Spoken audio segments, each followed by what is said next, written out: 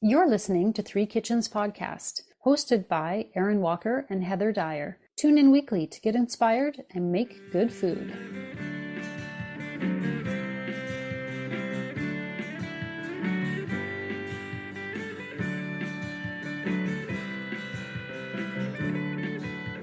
Are you ready to nerd out with me on corn? I sure am. All right. Hello and welcome to Three Kitchens Podcast. I'm Erin Walker and I'm here with Heather Dyer. And in today's episode, I'm talking corn. Corn. I'm pushing up my glasses with my finger. I'm getting ready to nerd out about corn. I hope people aren't disappointed now and they're like, that's not that nerdy. Hey, no judgment here at Three Kitchens. You can be as much or as little of a nerd as you want and still be a nerd, okay? Thank you. Yeah. So I've got this killer crop of corn in my garden right now on the side of my house. We've had corn before, but it hasn't ever done this well. And I'm just in love with my little forest of corn. It is quite impressive. It's tall and the cobs are big. People might be listening from places and be like, yeah, so what? You're growing corn. Like anybody can grow corn, but not here. Not in our backyards. Typically, I think the zone we're in is a little cold for it. We're a little bit cooler. We're a little bit drier. Mm-hmm. And I mean, they need lots of light and sun. And often we just don't get the right conditions to grow corn in an urban garden. And the space to do it too, because they need each other to pollinate. Oh, okay. So we're hitting the nerdy stuff already. We're getting right into it here. So corn is really cool for me. It's one of those things that is not like any other plant, or it's not very closely related to any other crops that we find that just occur on their own.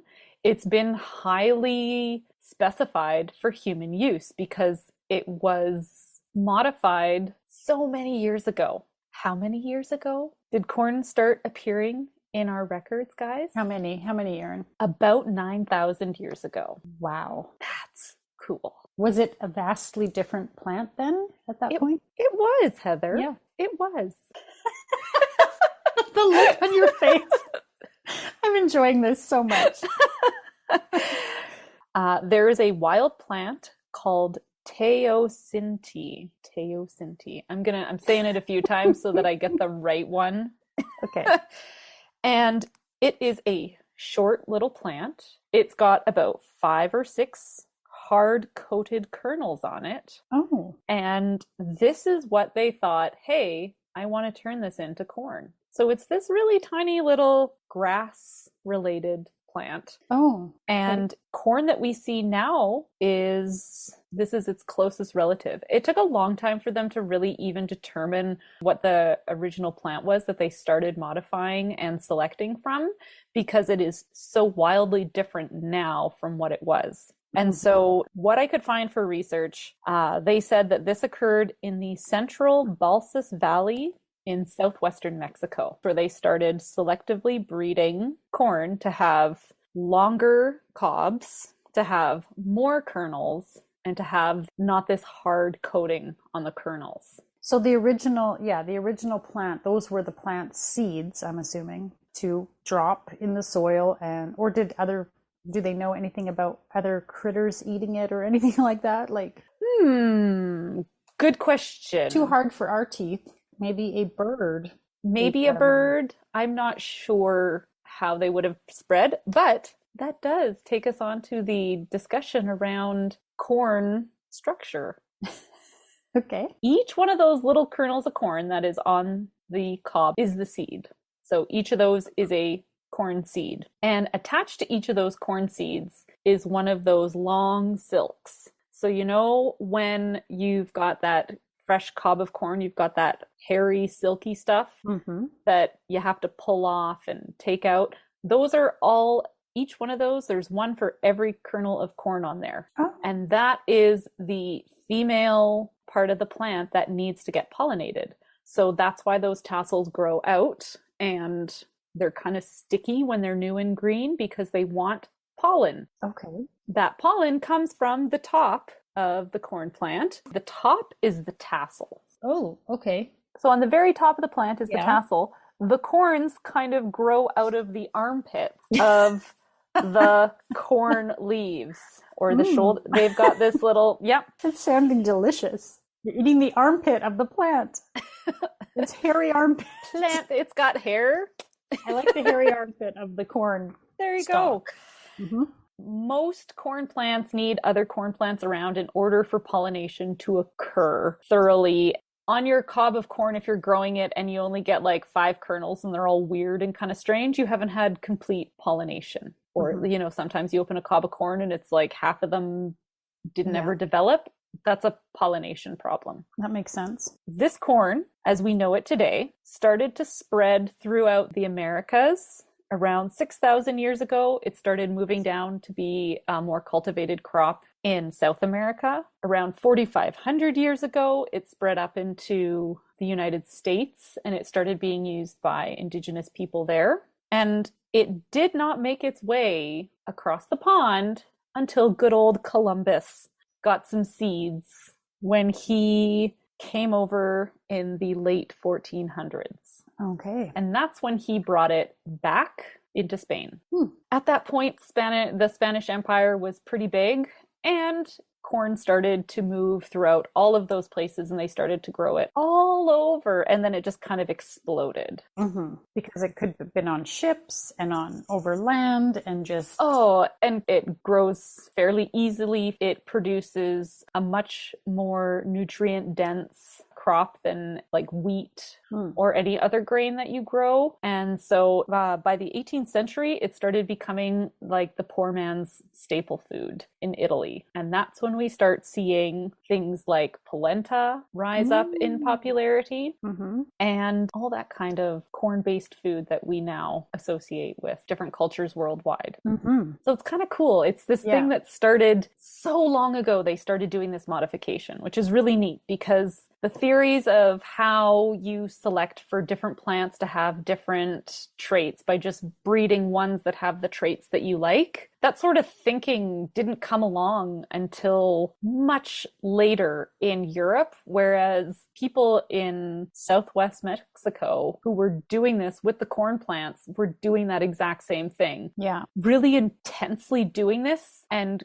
really changing this grain from something it was to something completely new and different. I think it's a really cool process. We tend to think that that many years ago, people were not evolved enough or like weren't focused on this. They were surviving. They weren't thinking about, I don't know how to describe it, but like you just think they're so focused on just day-to-day survival that you eat what you can find that's edible, not, here's this thing that's not quite edible, but maybe it could be, and what could we do with it? And like actually this whole sort of industry was happening that you don't typically imagine happened, right? Yeah, and I feel like this is not like, I don't think this is 100% factual, but I don't think there's many other food crops that we eat that we have influenced so intensely. Corn is like, nothing else is like it. I always go off on this tangent with corn because I think it is so cool. Yeah, it is pretty incredible. It's a huge consumed crop that kind of started from one little place where they did all this intense change and modification and then can you imagine you're that early person and you're looking at this thing and you're like we're talking to each other and we're like and you say to me, I think we could do something with this plant to make it edible, and I'd be like, oh, okay, well, what do you think it's going to taste like? I'm sure they could open it up and taste it. I'm sure there were ways to go after it. If you smell the green parts, like that husk that's over it smells like corn. Like there's no mistaking what that is, right? Yeah.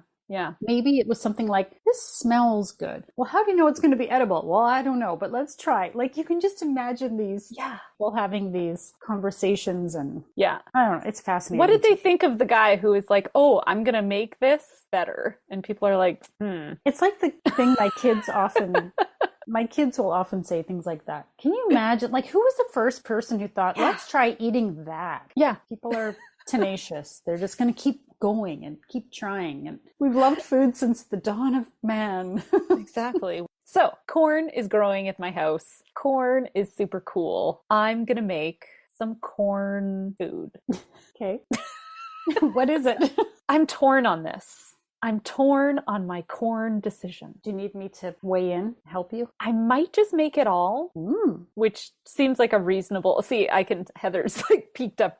She's like, yes, like, please do make it all. Yes. Because I find it really interesting how corn ended up as this, the poor man's staple in Italy. And polenta is this really big Italian food, and I found this delicious recipe that has a red pepper salsa on the side that you kind of eat with it. Like, it sounds like a great warm dinner table corn. Do you eat polenta? I have eaten it, but I've never made it. But I've never made it myself. Yeah. So I'd like to make this, and this is more of a solid one where you make the polenta, you put it in a pan, you let it sit and solidify, and then you slice it up, pan fry it, and then serve it with this sauce. And it sounds great. The only thing is it takes cornmeal, not fresh corn. I know. I was waiting to hear how you're going to make cornmeal. So I think I'm going to make this anyway because I have cornmeal. I like this idea. But I also came across a recipe for something called sweet corn mochi. Mochi is a dessert.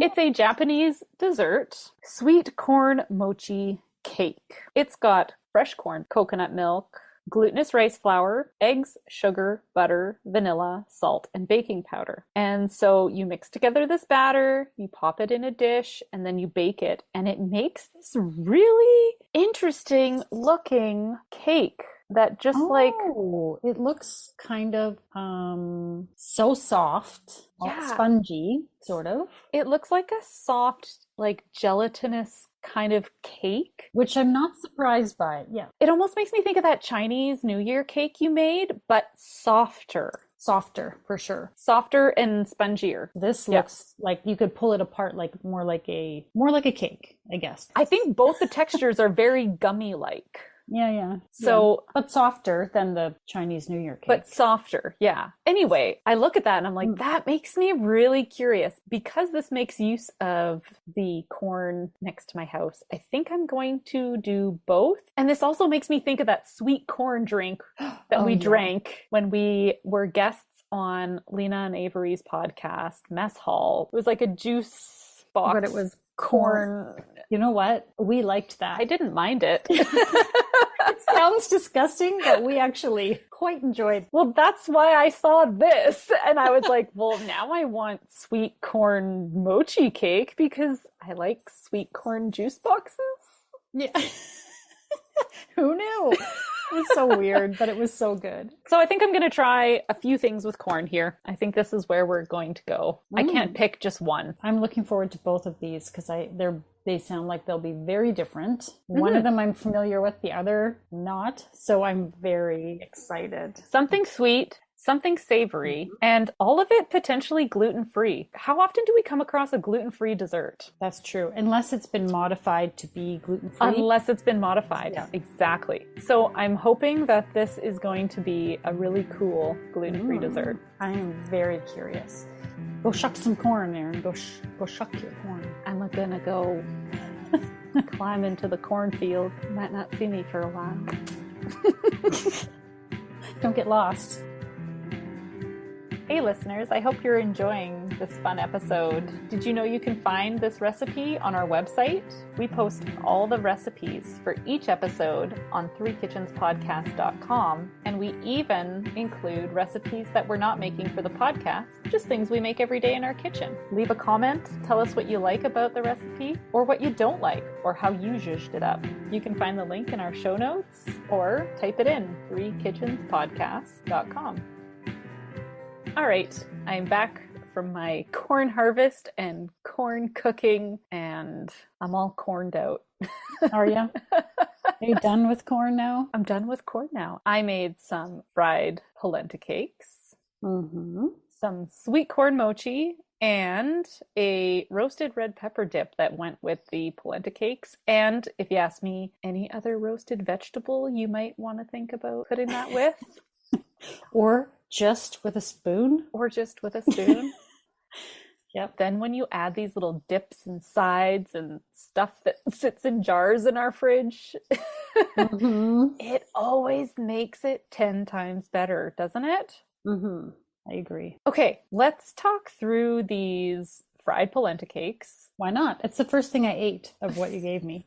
All right. I've always been kind of intimidated to make polenta because I've heard people talk about it and say when you're making polenta, you got to constantly be stirring it and don't let it burn to the bottom. And when you're cooking it, it's like you got to be on it. And I've heard things like it takes a long time, so your arms get tired making polenta. And I did not find this hard or intimidating to make at all. So good. Lucky me.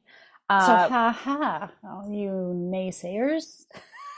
Erin I Walker has a probably did this positive wrong. attitude. No, no, you didn't. It wasn't whisking mayo, so it was so much easier. Oh, totally. See, that's why it's good that you did that type of recipe early on in the podcast, because anytime you think, oh, something might be difficult, just think back on breaking that mayonnaise and whisking it until your arm fell off, and everything else seems so much easier. Yep, exactly. Do something terrible at some point that makes you want to pull your face off, like when you did macarons. And then everything else is simple.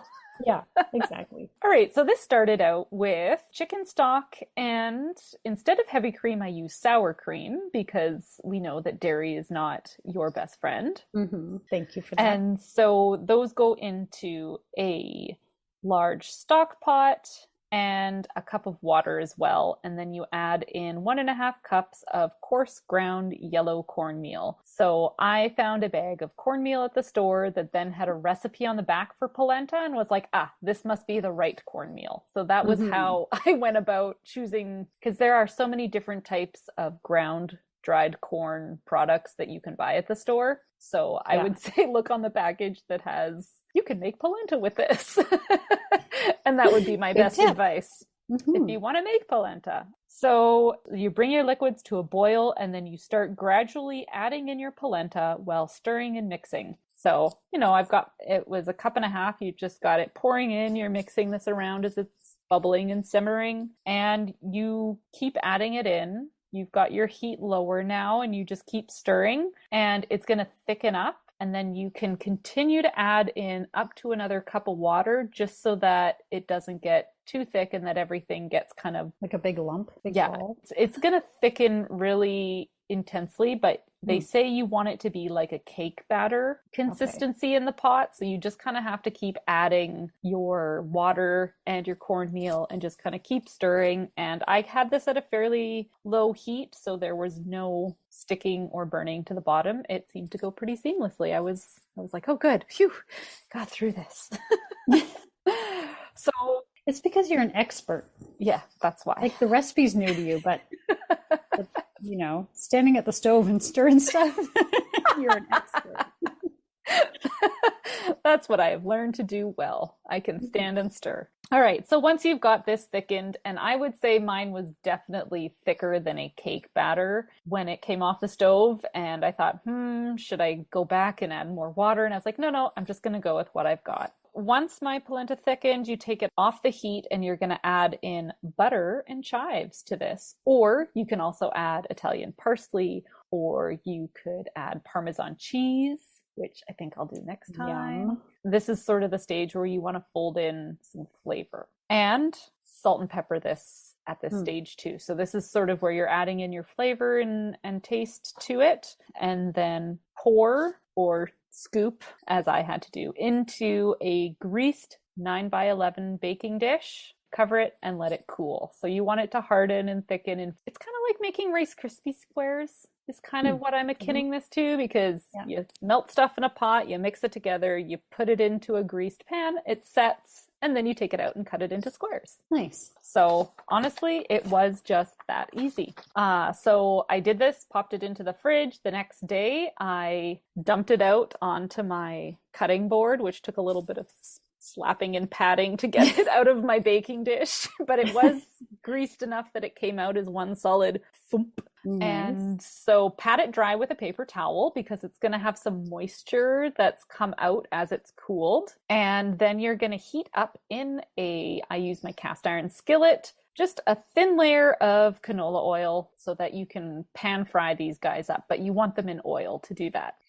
And so I cut the polenta into little squares. And then once that oil was hot enough that when I flicked water in, it sizzled. I popped the polenta cakes in there, let them cook until they were golden and crispy. You know they're ready to turn when they release off the bottom of the pan. So you have to trust, when you fry like chicken or whatever, and you got to wait until it releases. You want to peek at it. Kind of that little, you're kind of poking at it and it's sticking and you're like, no, it's not ready yet. Have faith. It will release, flip it over, fry it again on that side, and then remove it to a paper towel. And then I kept it in my oven in a baking dish just at 200 degrees until we served it. But you could easily make this, fry it up, and then keep it and toast it up the next day in the oven or what have you. And then this was served with what they recommended, this roasted red pepper relish. It said, or warm marinara sauce. And I was like, clicking on the roasted red pepper relish. We don't need no marinara. Although I think marinara would also be good. Sure, that sounds great. But honestly, you want this roasted red pepper relish. So a jar of these roasted red peppers that you can buy at the store, you want to finely chop up the red peppers, some Italian parsley, 3 tablespoons of olive oil, 2 teaspoons red wine vinegar, a couple cloves of garlic, salt, pepper, and then chili flakes if you'd like. Mixy, dippy. Yummy. And then you just serve that up with your polenta cakes on the side and a little spoon and just dig in and you're in heaven. I was in heaven. Were you in heaven? Yeah, so I had them the next day. I warmed them up in my skillet. Good idea. Warmed up my pan, and then we just put them on until they kind of warmed up. They weren't warm all the way through, but they were. I couldn't wait any longer, so I just I hear you. I was digging right in, and that relish, it's kind of like a chimichurri almost. It reminded me of similar to a chimichurri, so you could also do that, would be delicious. But this was so tasty. I was like sharing, my husband, one of my kids had a little bit, and I was like, just don't eat all that. Like, give that relish back to me. Yeah.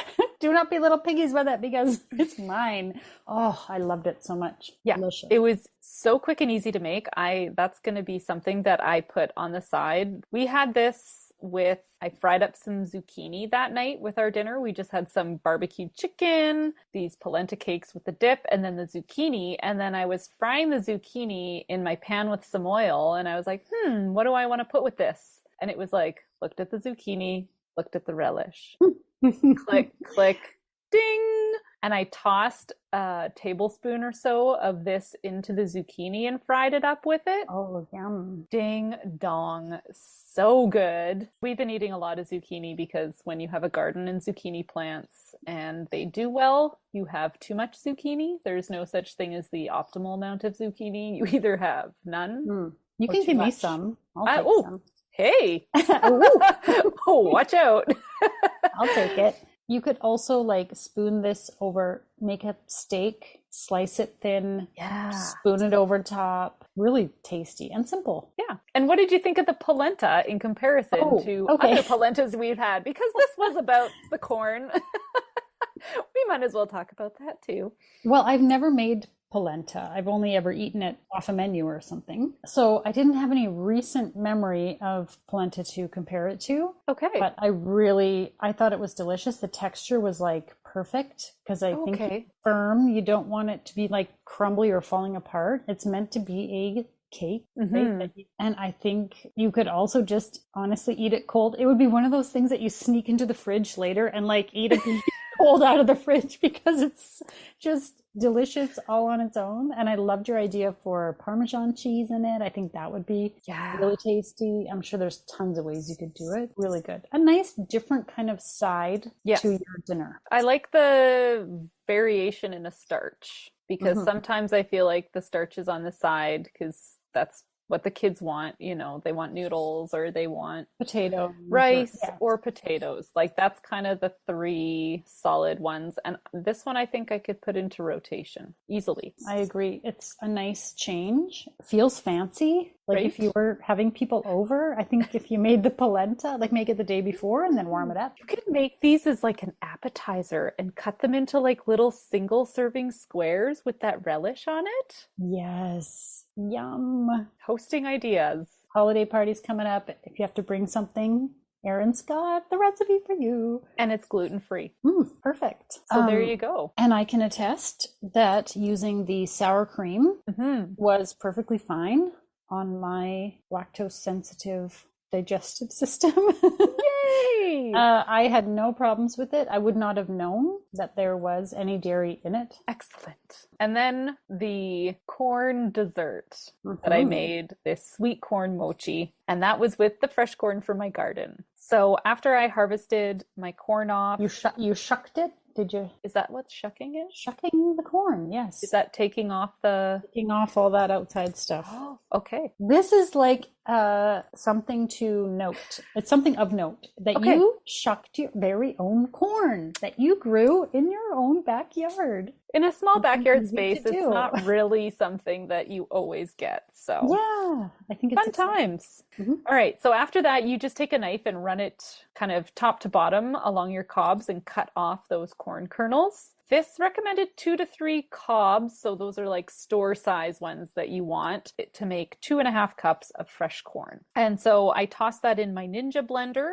with half a cup of coconut milk, blended that up until it was a very smooth slurry. And then to those wet ingredients in the blender, I added 2 eggs, 3/4 of a cup of sugar, a 1/4 cup of melted butter, half a teaspoon of vanilla, and half a teaspoon of salt. And then popped it back onto the blender again and really let it run until everything was well mixed and blended. Then you're going to take that liquid and pour it into a bowl. Or if your blender is bigger, you can add your flour and baking powder to your blender. But I was topped out once I had all my wet ingredients in there. So I just put that into a mixing bowl and added in 2 cups of this glutinous rice flour and a teaspoon of baking powder. And so just kind of whisked that in until I got a really smooth batter. So this is completely different than the polenta batter in that you want it to be thin like pancake or crepe batter almost. It's a very thin batter.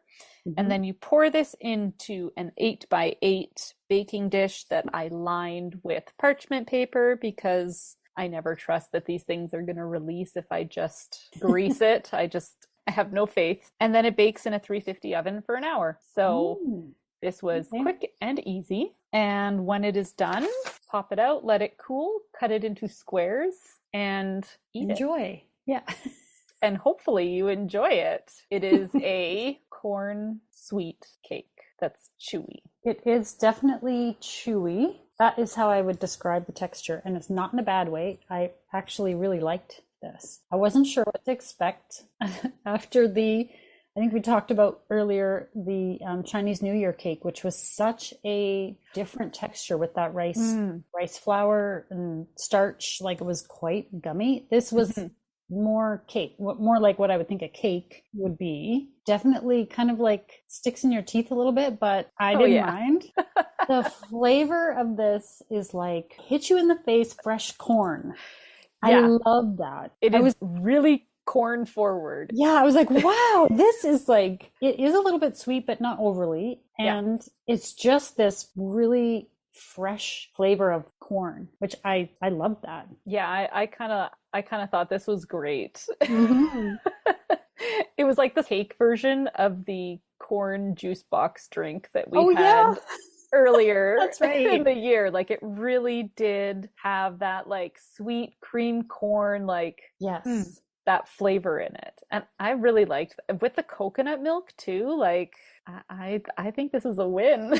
This is a win. And it's interesting because it's one of those types of things you're not sure how this will be a dessert. Like, is corn the flavor for a dessert? I don't know how that's going to go. If you're thinking that too, you will probably be pleasantly surprised, as we were. My whole family was like, at first like, oh, interesting. And then, oh, yeah, I like this. Like at first the texture kind of strikes you as odd, but then it's like, no, I like it. This is, I'm liking this. Yeah. It's one of those things that you have to like wrap your brain around as you're eating it, because you're like, do I like corn. this? This is very corn-like, really chewy, but then you just keep taking more bites. And you can't stop yourself. And you realize that you've eaten like a whole piece and it's gone and you actually really loved it. Mm-hmm. It sneaks up on you. If you don't like the corn in this, I'm going to hazard that you could make this pumpkin flavored mochi. You could make this like ube mochi. You could make this with yams.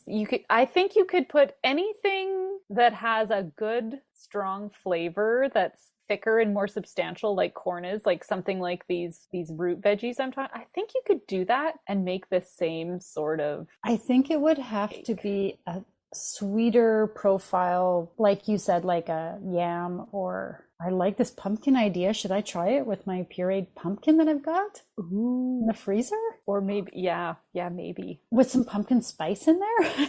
Yeah, put all the pumpkin spices. I'm loving this idea. So I think you could do it with mango if you wanted to go sweet. I'm trying to think of what types of mochis there are. Like I've had an ube mochi before, so I'm thinking anything else that has that sort of texture totally would work. I love this idea. So. And it's just slightly different. And I like that it holds up in a nice little square. When you cut them up, they're not messy or not going to crumble or fall apart. Like it's a texture that makes a nice little square. And so if you want to serve those, it's packable or put it out on a buffet or whatever. Yeah, you could put them in lunch boxes. You could throw them in a little container and pop it in your bag for when you're out when I'm out at fencing class tonight. It'd be great to have that as a little snack. I love it. Where has mochi been all my life? I don't think I've ever eaten one before. I think I have officially found a gluten-free dessert that is like something I would make again and again, right? And that you can change up and add to. And, the same way that like we like to make pies or tarts or whatever, this is that thing that you can kind of change up seasonally and add to and have this solid gluten-free dessert that when you get together with people, everyone's going to want to eat this. You don't have to be like, oh, this is the gluten-free dessert only. Like, make mochi